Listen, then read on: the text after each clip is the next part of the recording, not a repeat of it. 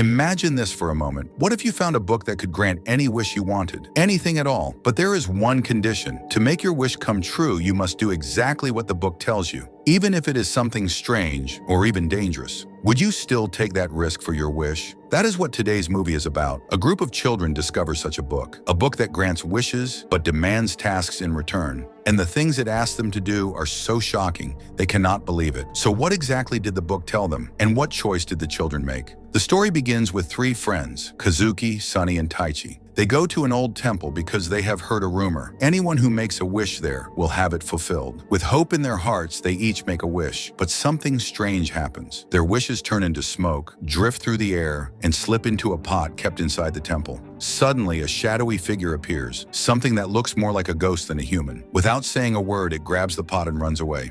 The three friends are too focused on their own thoughts and do not notice what just happened. That ghost then takes the pot to an old bookshop. Inside, the shop's owner is waiting. The ghost says, "I have brought the wishes of 3 children. I think it is time to use the ghost book." The owner replies, "Do you think those children will be able to follow the book's instructions?" The ghost nods. "They are brave and full of energy. I think they will try." The owner smiles faintly and says, "Then go tonight. Tell them about this shop so they will come looking for the book." The ghost agrees. Later that night, Kazuki is asleep when the ghost appears beside his bed. It whispers, "If you truly want your wish to come true, go tomorrow to the old bookshop. There you will find out how. But be warned, fulfilling a wish may cost you your life." Then the ghost disappears into the darkness. Kazuki wakes up in shock. He wonders, who was that? How did they know about my wish? But then he tells himself maybe it was only a dream. After all, he thinks about his wish all the time, so maybe his mind just imagined it. Yet deep down, he feels it was something more, something real. The next morning, Kazuki meets Sunny and Taichi at school. As they begin talking, he learns something shocking. Both of them also saw the ghost last night. Just like Kazuki, the ghost told them to visit the old bookstore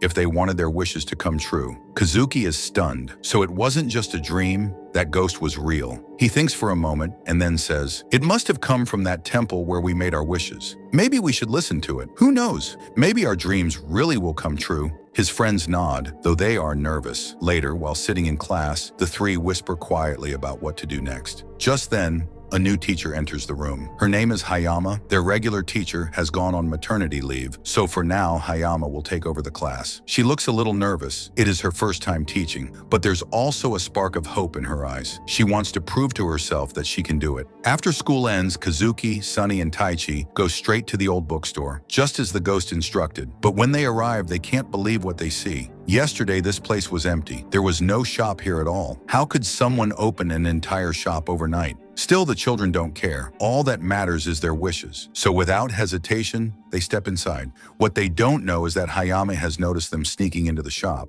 Curious and concerned, she quietly follows them in, wanting to see what her students are up to. Inside, the three friends find the shop strangely quiet. The shopkeeper is asleep at the counter. They whisper to each other and begin to search the shelves. The ghost had promised they would find the ghost book here, the mysterious book that could make wishes come true. Soon, their eyes fall on a book that looks ancient, heavy, and far too expensive for them to buy. Without money, there's only one thing left to do. They decide to take it secretly, but just as they grab it, the shop owner wakes up. His sharp eyes catch them in the act. Fear spreads through the children as they realize they've been caught. They clutch the book and try to run. The owner calls after them, "Wait! You must first listen to the rules of the book. Without them, you cannot use it properly." But the children are too scared to stop. They run as fast as they can, desperate to escape. However, something strange happens. From the outside, the shop looks small. Yet inside, no matter how long they run, the exit never appears. The shelves go on forever. The corridors twist and stretch endlessly. Finally, after what feels like ages, they stumble out into the open air. Hayama also comes out behind them, breathless. She stops the children and demands, "What were you doing in there? Which book did you take?" Panicking, Kazuki points upward and shouts, "Look, a buffalo flying in the sky!" Instinctively, Hayama turns to look, but instead of a buffalo, she sees something even stranger. The houses, the streets, the entire world around her has flipped upside down. It is as if the laws of reality themselves have broken. Confused and frightened, she whispers, "Where am I? Am I imagining this?" Meanwhile, Kazuki reaches home, only to find it completely changed. The furniture is strange, the rooms look different, and worst of all, no one is there. His family has vanished. Terrified, he runs outside where Sunny and Taichi arrive. They too have noticed the same thing. The whole city is empty, silent, abandoned. Sunny says in a shaky voice, "Ever since we stepped out of that shop, something strange is happening. It's like we're not in our world anymore." The three decide to search the city, hoping to find at least one other person. After wandering for some time, they finally spot a familiar face, their friend Minato. Overjoyed, they run to him. Minato looks just as confused. He says, "I don't know what happened. I was sleeping, and then suddenly, I ended up here. Please help me. I just want to go back home." The three exchange glances. They don't know how to explain what's happening, but they welcome Minato to join them. Together, maybe they can find a way out. Yet deep down, Kazuki, Sunny, and Taichi are uneasy because they know something Minato doesn't. Just a week ago, Minato was in a terrible accident. She was injured so badly that she fell into a coma. Right now in the real world, Minato should be lying unconscious in a hospital bed. So how is she here, standing before them, alive and well? A chilling thought creeps into their minds. Did we die? Are we in the afterlife? Or is this some other world entirely? But they decide to keep these fears to themselves. If Minato finds out, it will only make her panic. Everyone's first thought is to return to the old bookstore. Maybe if they go back, they can find a way out of this strange world. But when they reach the same place, their hearts almost stop. The shop is gone. The building is empty, as if it never existed. A cold shiver runs down their spines. What is happening? Who is playing with us? And now, how will we return to our own world? Then Kazuki remembers something. Their teacher, Miss Hayama, was also pulled into this world with them. If they can find her, maybe together they can figure out what to do. Luckily, Sunny remembers that Hayama is actually a distant relative of his. Using that connection, they manage to track down her address. When they arrive, they find Hayama in a terrible state. She looks pale and frightened, clutching her head and muttering, "Where am I? How do I get out of here?" Sometimes she even screams in panic. The children quickly calm her down and explain everything. The ghost who appeared at night, the mysterious bookstore, and the ghost book that trapped them all here. At first, Hayama struggles to believe it, but looking at the emptiness of the city and hearing the fear in their voices, she realizes there is no other explanation. She agrees to join them. Together, they must find a way out. But outside the window, the world shows its true face. Strange, terrifying creatures roam the streets. They are not human at all. Their eyes glow, their bodies twist unnaturally, and their growls shake the air. This place clearly belongs to monsters, not people. The children and Hayama quickly lock all the doors and hide inside. The next morning, they gather around the strange book. Its cover is marked with the number 7 in 2 bold lines. None of them can understand what it means. Flipping through the pages, they suddenly see something that makes them freeze. It's the same ghost who had visited them in their dreams. Beneath the picture, there is writing. The book explains, this ghost is one of the 7 monsters. If it is caught and sealed inside the book, then released again, it will help you complete one task of your choice. Each monster can only be used once. When all 7 monsters are captured and locked inside this book, your wishes will be granted. But beware. This task is neither easy nor safe. Fail to finish it in time, and you will remain prisoners of this world forever. The words are chilling. Still, the children stare at each other in silence. Deep down, they know they cannot give up. Their wishes are too important. No matter the risk, they must go on. So their monster hunt begins. Soon they discover the ghost hiding in their own house, perched high up on a chandelier, watching them with glowing eyes. At once, they leap into action, trying to grab him. But in the struggle, the ghost's disguise slips away. To their surprise, he is not a shadowy spirit at all, but a small, mischievous monster. He is quick, playful, and impossible to hold on to, like trying to catch a wild chicken. After many failed attempts, it is Taichi who comes up with a clever trick. Using his wits, he manages to trap the little creature inside the ghost book. The children are amazed as the pages glow, sealing the monster inside. Now they finally understand how the book works. If they wish, they can release this captured monster once to force it to perform any one task. No refusals allowed, but only once. They test it by letting the monster out and asking about the next target. The little creature explains, "Whenever you capture one of us, the book will reveal the location of the next monster on its pages. That is how you move forward." Curious, Kazuki also asks about the 2 mysterious lines on the cover. The monster giggles and says, "That means you only have 2 days. In these 2 days, you must capture all 7 monsters. Fail, and you will face terrible danger, even death." The room falls silent. 2 days. That means every second counts. The children look at each other nervously, but still, they do not back down. Kazuki clenches his fist. "We started this, and we will finish it. We'll risk everything if that's what it takes." Minato and Hayama also agree to stay with them. Together, they will face this strange world and capture the monsters. But there is one question still left unanswered. What exactly are the wishes that Kazuki, Sunny, and Taichi made?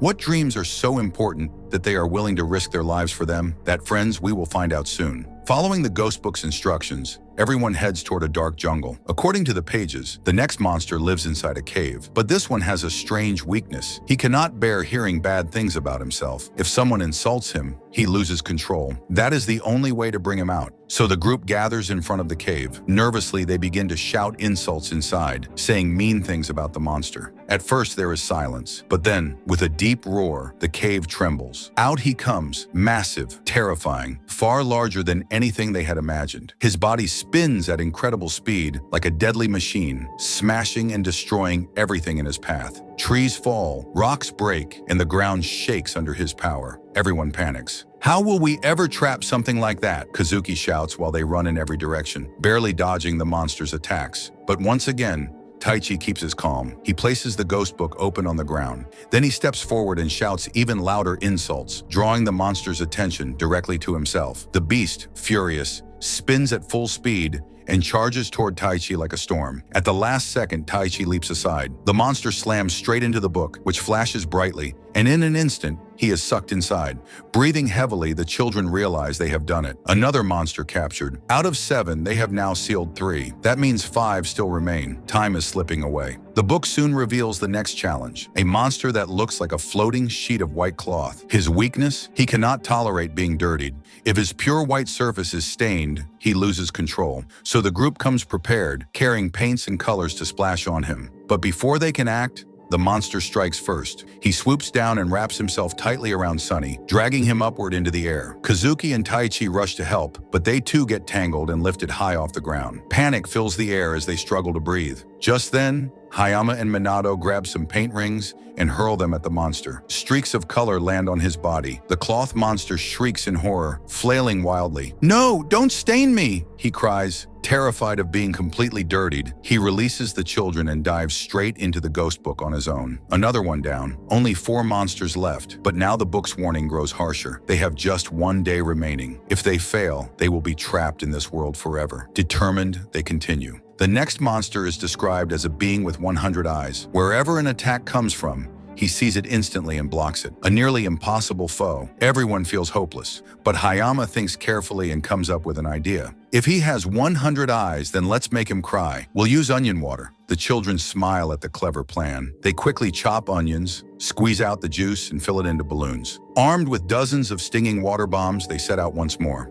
When the monster appears, its body covered with countless blinking eyes, it looks horrifying. The children launch their attack, throwing balloon after balloon, but to their shock, every balloon bounces away, blocked by an invisible shield around the monster. He laughs mockingly. "Did you really think I would be fooled? I am not weak enough to fear such tricks." For a moment, despair fills the group, but Minato steps forward bravely. "You're wrong," she says firmly. "You are weak." Then she hurls balloon after balloon with determination. One slips past the shield and splashes across the monster's many eyes. He howls in agony, twisting in pain. More balloons follow, breaking through his defenses. The monster falls to the ground, weeping loudly. Minato lowers her head respectfully and whispers, "I'm sorry, but we had no choice." With that, the ghost book opens, pulling the creature inside. After catching the 100-eyed monster, the group makes their way to a nearby park. They gather together on the benches, trying to learn from the ghost book who the next monster might be. While the others are busy flipping through its pages, Taichi relaxes and begins swinging back and forth on an old swing. But then, the words on the book's page reveal a terrifying truth. The next monster is the swing itself. Whoever rides it will never be allowed to get off. Instead, the swing will carry its victim straight down to hell.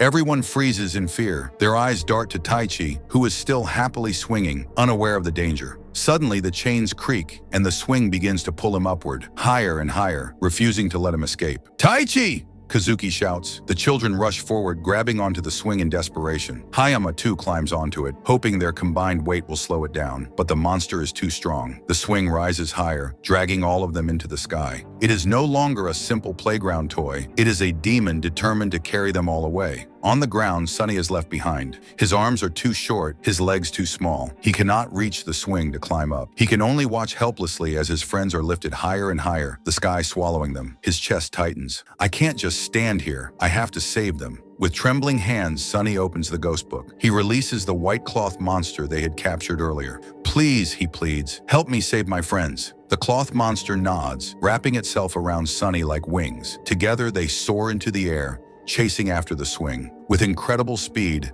Sunny reaches his friends and slams the book open against the swing. The monstrous chains rattle and scream before being pulled inside, trapped within the pages. But just as the swing disappears into the book, Kazuki, Taichi, Hayama, and Minato lose their hold. Their bodies fall, plummeting straight toward a deep ditch below. The children scream, wind whipping past them. It seems certain they will die. At the last moment, the cloth monster stretches out, catching each of them gently in its folds. One by one, it sets them safely on the ground. Everyone gasps in relief. Sunny has saved them all. The others crowd around him, clapping his back and praising him proudly. For once, the smallest one has become the biggest hero. After catching their breath, they return to the book to uncover the identity of the next monster. The pages shift and words appear. This time, the monster is described as a reflection. Whoever looks into a mirror will see their image step out of the glass. The reflection will then try to replace the original and take their life. The children feel a heavy dread. How can anyone fight against their own mirror self? Before they can plan,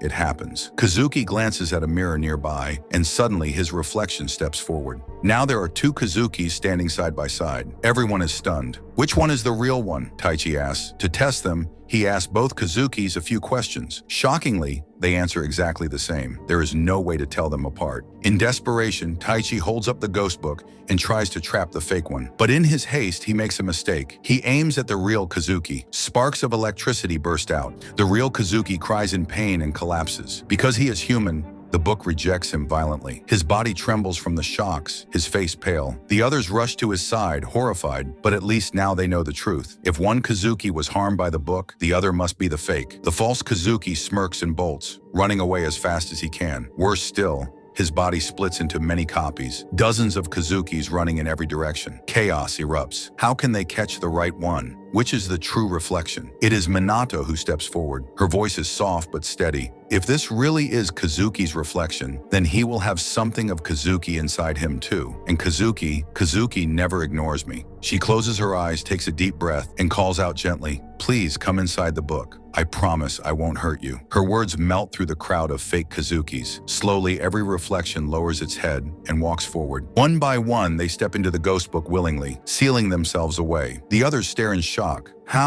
How did you do that? Hayama whispers. Minato blushes faintly. She knows the truth. Kazuki has always liked her, even though he never had the courage to say it aloud. And because the reflection carried Kazuki's feelings too, it could not resist her kindness. It surrendered to her voice, just as Kazuki always would. Kazuki, still weak from the shock, looks at Minato with wide eyes. Now only one monster is left. If they can capture him, their wishes will finally come true. But this last one is the most dangerous of all. The ghost book says he has the power to eat other monsters, and even worse, he can control time itself. Hearing this, Kazuki, Taichi, and Sunny feel hopeful. If he can control time, they say, then our wish will definitely come true. Minato looks at them and quietly asks, "Will you tell me what your wish is? We've come so far together. Please tell me." But the three boys smile awkwardly and reply, "It's a secret between us, just a boys' matter." Their words break Minato's heart. She supported them through everything, but they still won't tell her. Feeling hurt, she leaves the room sadly. Hayama watches this and scolds the boys. "You've made her upset. What is your wish that you can't even share it with her? At least tell me." The three lower their heads. Then finally they reveal the truth. Their wish is to cure Minato. Friends, let me explain what happened. On Minato's birthday, Kazuki, Sunny, and Taichi planned a surprise. They told her to walk down a certain road while they hid with her gift. But as Minato walked by, a heavy stand accidentally fell on her. She was badly injured and slipped into a coma. From that day, the boys promised themselves they would do anything to heal her. That was the wish they made at the temple. Unknowingly, Minato overhears all of this. Tears fill her eyes. She never imagined her friends were risking their lives only to save her. Overwhelmed with gratitude, she thanks them. But suddenly her body begins to fade. The time she has in this strange world is running out. If the last monster is not caught soon, she will vanish forever. Everyone rushes to find the final monster, but they have no idea where he is hiding. Time is almost up. Desperate, they beg Little, the small, naughty monster, for help. By rule, a monster can only help once after being released from the book. Little has already done his part, but seeing the children's courage and loyalty, he breaks the rule. "I will help you one more time," he says, "but be careful. The last monster is stronger than all of us." The group thanks him deeply and sets out. Little tells them the last monster lives inside a grand palace. When they reach it, the monster's soldiers immediately attack. The children quickly release all the monsters they have caught. "Go!" they shout. Fight for us! The monsters obey and clash with the soldiers, giving the children a chance to run inside. But waiting in the palace hall is the last monster himself, huge, terrifying, and ready for them. The children try to trap him in the ghost book, but it doesn't work. Their captured monsters also fight bravely, but the last monster devours them one by one. With every bite, his power grows. He gains 100 eyes, he floats like the swing monster, and he spins like the machine monster. He becomes unstoppable. Everyone loses hope, and Minato's body grows weaker, fading fast. Knowing her end is near, she begs the monster, "Please don't hurt them. Send my friends back to the real world. I can't let them die for me." Surprisingly, the monster agrees. He opens a glowing portal. One by one, the children are pushed toward it, back to their real world. They can now live safely again. But Minato cannot pass through. Her time is almost up, and she will die here. Kazuki's heart breaks. He cannot leave her behind. He stands firm and says, "If I go, I will take Minato with me. If not, then I won't go at all." His words stun everyone. Seeing his courage, Taichi and Sunny also step forward. "We won't leave either. We'll stay and fight together." Minato smiles through her tears. For the first time, she realizes just how much her friends truly love her. At that moment, Little Monster and the Cloth Monster reappear. Though they had already broken the rules, they decide to help again. "For your courage and friendship," they say, "we will fight with you." Hope returns. The group regains their strength. With the monsters by their side, they make one final plan. Together, they prepare for the ultimate battle against the most powerful monster of all. The last monster stands tall and roars, "It is not only difficult to catch me, it is impossible. I will not spare anyone." His voice shakes the palace walls. But then Kazuki rises into the air, carried by the cloth monster. Without wasting a second, he charges forward and tries to trap the giant in the ghost book. The monster laughs and grabs him instead, locking Kazuki inside his grip. "Foolish child," the monster growls. But then he notices something strange. The Kazuki in his hand is not real. It's only a reflection. Before he can react, the real Kazuki appears and shouts, "What's wrong? Did you think only you had brains? We naughty kids are the cleverest of all." With that, he slams the book open. The monster screams, thrashes, and is finally pulled inside. The room bursts with joy. They did it. The most powerful monster has been captured. And then, from within the book, all the other monsters it had swallowed earlier come spilling out, freed once again. Kazuki wastes no time. He calls out the last monster and commands him, "You can control time, so I want you to take me back to the moment before Minato's accident, when the stand was about to fall on her." The monster narrows his eyes. "If you go back and save her, your life will continue from there. But everything you experienced in this world, you will forget it. Do you still wish to do this?" Kazuki thinks of his friends, of Minato, of their struggles and victories, and even of their teacher Hayama, who stood by them. His heart aches. "If I forget, we will treat Miss Hayama like a stranger in the real world." Hayama smiles gently. "Don't worry about me. Teachers always remember special children, and I will become your friend again." Hearing this, Kazuki's eyes brighten. He turns to the monster. "Send me back. I want to save Minato." A glowing portal appears,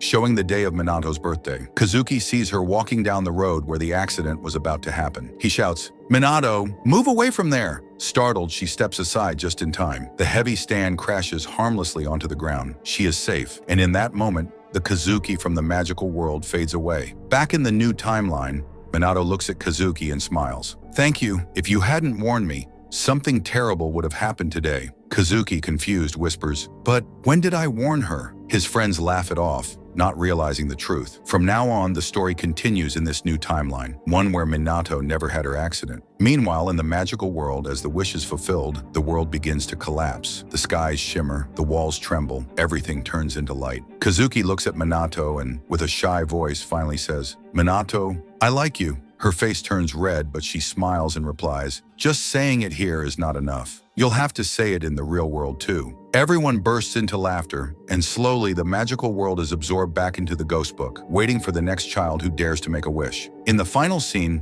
Kazuki, Sunny, Taichi, and Minato are once again at school. Their teacher Hayama walks in. The moment she sees them, her eyes fill with tears. She doesn't know why, but faint memories touch her heart. The four children too feel a strange pull, as if something important happened between them, something they cannot quite remember. But since they are just kids, they laugh, smile, and return to playing together, carrying only a faint shadow of the adventure that changed their lives. And that, friends, is the end of this story. A tale of courage, friendship, sacrifice, and a magical book that can grant wishes if one dares to pay the price. So how did you like this story? Wasn't it full of twists and surprises? Take care of yourself, and thank you so much for watching.